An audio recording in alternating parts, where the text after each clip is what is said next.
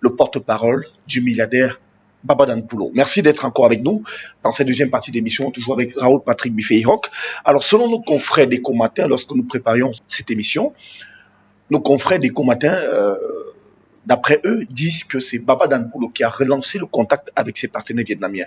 Est-ce que vous confirmez cette information? Bien évidemment, il y a une volonté manifeste de M. Baba de relancer le contact afin de mieux encadrer la population, surtout ses employés. C'est dans l'intérêt des employés, l'intérêt des Camerounais que M. Baba a fait appel à ses partenaires pour revenir à des meilleurs sentiments. Je vous disais tantôt que M. Baba ne voit pas sa modeste personne individuellement, mais il voit des milliers d'emplois qui seront préservés au Cameroun.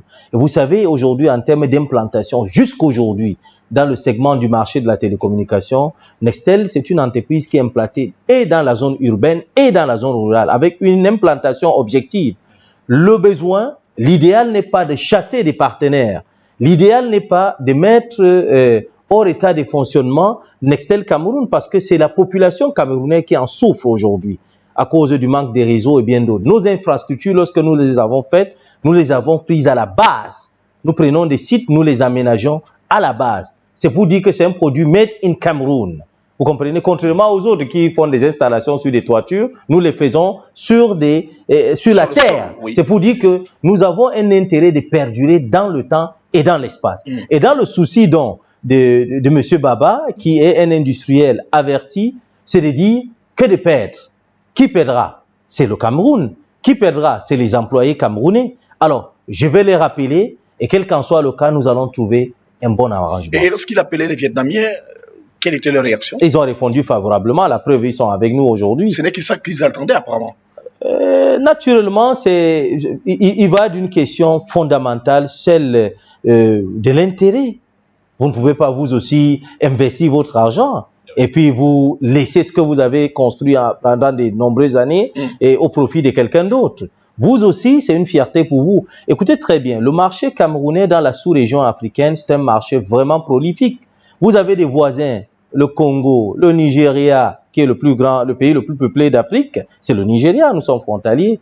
Alors, quel entrepreneur averti va abandonner ses investissements au Cameroun?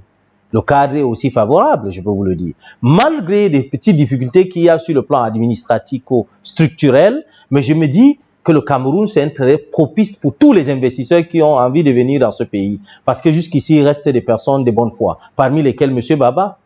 Peut-être nous sommes trop exigeants parce que le panafricanisme et l'amour de ce pays fait en sorte que M. Baba regarde toujours des choses sur la bannière camerounaise sans voir aussi d'autres personnes. Mais la bonne charité commence par soi-même. Oui. Alors, naturellement, il a fait appel à ses partenaires vietnamiens et nous sommes très émus aussi de la sincérité qu'ils ont montrée à son endroit et du respect qu'ils ont pour M. Baba. En acceptant de revenir à des meilleurs sentiments et naturellement, lorsque vous parcourez partout, vous allez constater qu'ils sont avec nous pour le moment. Au départ des Vietnamiens, c'était à la suite d'un différend qui a eu scission entre Baba Danpoulo et... Il n'a jamais eu scission. Scission, j'ai dit scission. Voilà. Entre les deux parties. Quelle était la nature de ce différend? Ouais, là, on revient aujourd'hui à la table des négociations. Non, la nature, c'est une incompréhension pure et simple. Je vous ai dit, le problème relève de l'incompréhension parce que c'est des humains. Et lorsqu'il y a investissement, il y a la recherche du profit et des intérêts. Même avec votre propre épouse, votre propre enfant, lorsqu'il y a une conjoncture, c'est-à-dire lorsqu'il y a une fédération des individus, les intérêts sont départagés. Par contre, on peut y avoir des difficultés. Nous ne sommes pas les seuls groupes qui ont ce problème dans le monde entier. Bien d'autres, dans certains pays, même développés, ont des mêmes difficultés.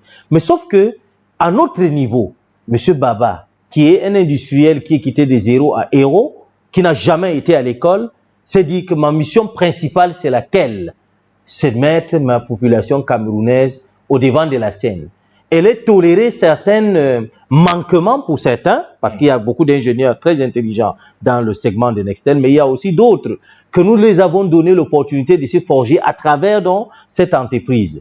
Du coup, les autres partis, certains, pas tous, parce qu'eux également, il y a des personnes bien parmi eux, ont jugé que non, il faut plutôt importer d'ailleurs. Et c'est ça la nature de la différence. Et je vais vous dire quelque chose, M. Baba n'a jamais chassé les Vietnamiens ici au Cameroun, parce qu'il n'en a même pas le droit, mais plutôt peut-être par rapport à certaines conjonctures, et les régulateurs, ceux qui sont avec eux, ont pris des dispositions en fonction des contrats qui ont été signés.